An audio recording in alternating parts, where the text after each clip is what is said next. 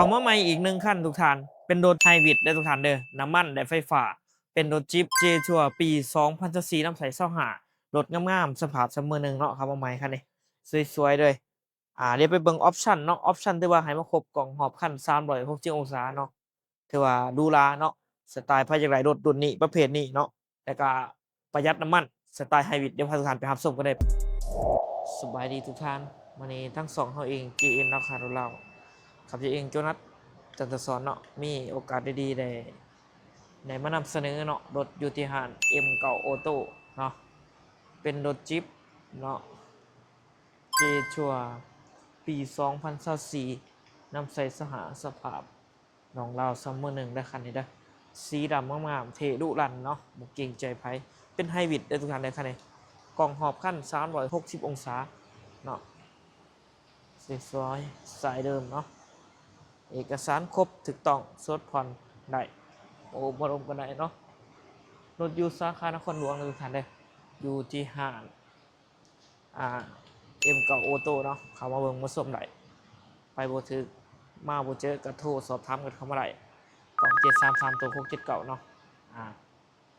งามๆเลยทุกท่านราคาเต็มคันนี้ถึกอยู่30,000กับ$500เนาะมาเบิ่งรถทางในก็ได้ไปโอเคพอทุกท่านมาเบิ่งทางในตัวนี้เป็นบล็อกไฟฟ้าปรับได้หลายระดับเนาะพวงมาลัยจะให้มาเป็นมัลติฟังก์ชันเนาะตัวนี้เป็นไฮบริดเด้อทุกท่านเด้อน้ำมันและไฟฟ้าเนาะในระบบเดียวกันไฮบริดเนาะจอที่ว่าใหญ่กล่องหอบคัน360องศาแอร์เย็นๆเนาะลำโพงที่ว่าให้มาเต็มเลย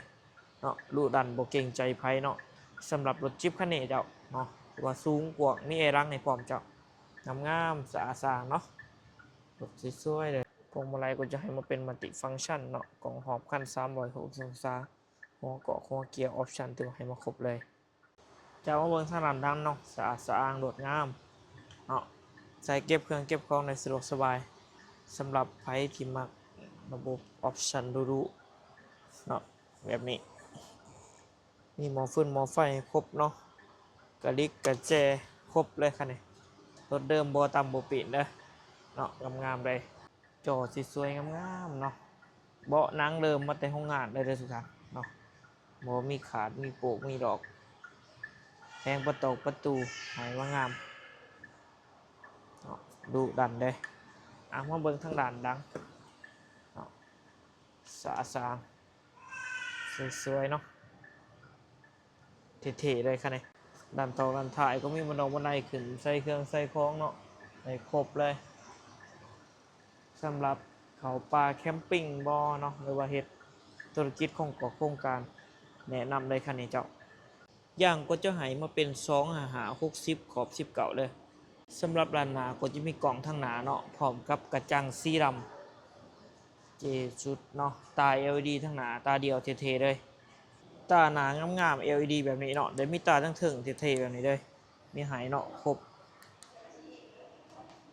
เนาะเท่ๆหุงเลยตาทั้งถึงเนาะสำหรับออฟโรดเนาะลุยป่าหรือว่าไปเวียกก่อโครงการที่เหมาะสมที่สุดเลยจ้ะสามารถมอดปิดไหลผ่านรีโมทเนาะตัวนี้สะดวกสบายทันสมัยโอเคเนาะมาเบิ่งตัวนี้เนาะจะเงียบได้ทุกท่านติดจักอยู่เลยตอนนี้ตัวนี้ไฮบริดเนาะระบบไฟฟ้าแรงได้โดย29กิโลเนาะการก็แดนเป็นน้ำมันจะเป็นน้ำมันแอสซังเลยทุกท่านเลยขับเกิน2เนาะหน้าปอกหน้าปัดถือว่างามเลยทุกท่านเลยออปชั่นให้มาเต็มแอร์เย็นๆเนาะ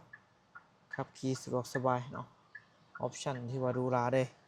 เนาะสไตล์จิปเนาะเจ้าฝากไปเที่ยวรถทุกท่านเด้อกับรถจิปคันนี้เนาะงามๆเลย J-Tour T2 ถ่ายปี24น้ำใสสหาสภาพซัมเมอร์1เลยทุกท่านเด้อสีดำงามๆเจ้าพร้อมกับสุดแต่งมาแต่งโรงงานเดิมๆเนาะบ่ดอกบ่หนังกล่อมหอบคัน360องศาเนาะเหมาะสำหรับลุยเวียกลุยโครงการต่างๆเนาะเพราะว่ามันจะเป็นไฮบริดเด้อทุกท่านเด้อระบบไฟฟ้าขับเคลื่อนได้129กิโลเมตรแต่ก็พร้อมนั่นก็จะเป็นน้ำมันแอสซังเนาะเป็นไฮบริด2ระบบทุกท่านเนาะฝากไปถึงทุกท่านไผมักก็ทักมาได้เด้อทุกท่านเด้ออยู่ที่ห้าง M9 ออโต้เนาะอยู่สาขานครหลวงเวียงจันทน์เด้อทุกท่านเด้อไปบ่ถึงมาบ่ฮอดก็โทรสอบถามกันเข้ามาได้9733ตัว679เนาะราคาเต็มคันนี้ถึงอยู่